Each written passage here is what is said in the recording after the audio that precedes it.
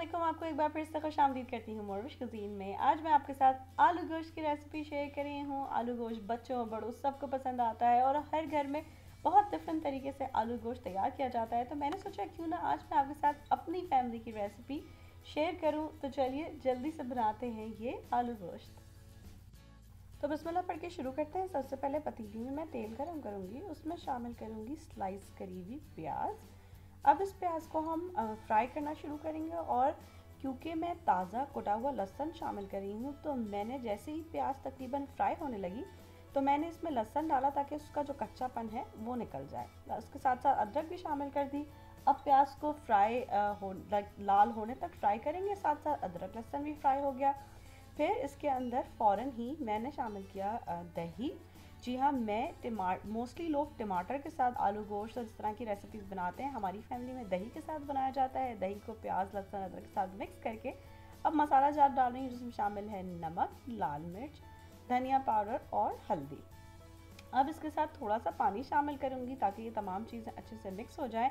अच्छा, अब क्योंकि ये स्मूथ ग्रेवी बनानी है तो आप चाहें तो जैसे ही प्याज फ्राई होती है उसको आप ब्लेंडर में निकाल के ब्लेंड कर लें। मैं क्योंकि हैंड ब्लेंडर का इस्तेमाल कर रही हूँ तो मैं इन तमाम अज्जा को मिक्स करके अब हैंड ब्लेंडर से इसको अच्छा सा एक स्मूथ सी ग्रेवी बना लूँगी। जैसा कि आप देख सकते हैं एक स्मूथ सा मिक्सचर तैयार हो गया। अब इसके अंदर थोड़ा सा पानी और डालेंगे और अब हमें इस मसाले को भूनना है।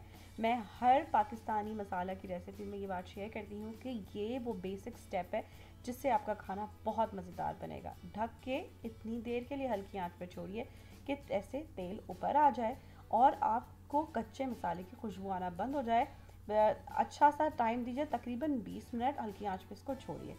फिर इसके अंदर अब मैं शामिल कर रही हूँ गोश्त। मैं आज बकरे का गोश्त डाल रही हूँ, आप चाहें तो बीफ और लैम कोई भी गोश्त डाल सकते हैं। अब मीडियम से तेज़ आंच पे इसको मैंने इतनी देर के लिए पकाऊंगी कि गोश्त का कलर चेंज हो जाए। फिर इसको ढक के अब हम इतनी देर के लिए छोड़ेंगे कि गोश्त तकरीबन आधा गल जाए। फिर अब हम इसके अंदर शामिल करेंगे आलू को मैंने छील के धो के और बड़े क्यूब में काट लिया है। एक मीडियम साइज़ के आलू को 2 हिस्सों में काट लीजिए। फिर उसके बाद इसको मिक्स करेंगे और इसके अंदर बहुत थोड़ा सा पानी शामिल करेंगे। जब मैंने गोश्त डाला था आपने देखा मैंने उसके अंदर कोई भी पानी नहीं डाला था, गोश्त ने अपना ही पानी छोड़ा, वो उसी में ही गला। फिर इसके बाद अब हम इसका आप लिक्विड देखिए कि लिक्विड है लेकिन ये भी पकेगा, तो हमें इतना पानी डालना है जिससे गोश्त भी गले और आलू भी गल जाए। अब ढक के इसको इतनी देर के लिए छोड़ा कि आलू और गोश्त अच्छे से गल गए, तो सब चीज़ें ये यकजान हो गई। आपने देखा कि तेल ऊपर आ गया। अब इसकी ग्रेवी चेक कर लीजिए। अगर ये बहुत आपको गाढ़ी महसूस हो रही है तो इसके अंदर थोड़ा सा पानी डाल दीजिए। अगर आपको लगता है कि इसके अंदर एक्स्ट्रा पानी है तो तेज़ आंच कीजिए और इसका जो एक्स्ट्रा पानी है उसे ट्राई कर लीजिए। हर फैमिली की अपनी रिक्वायरमेंट होती है। आप मेरी इस वक्त ग्रेवी देख सकते हैं। आलू गोश्त में यूजली पानी ज़्यादा होता है, वो शोरबे वाला सालन होता है। बस आखिर में इसके अंदर शामिल कर रही हूँ हरा धनिया कटा हुआ और गरम मसाला। बहुत ही हल्की आंच पे इसको दम पे छोड़ूंगी और इस तरह ये आलू गोश्त तैयार हो जाएगा। अब अगर चाहें तो इस वक्त आप थोड़ा सा जायफल जावित्री और छोटी इलायची इसमें अंदर शामिल कर सकते हैं। उससे बहुत ही एक मुगलई सा और कौरमे सा इसका टेस्ट आ जाएगा।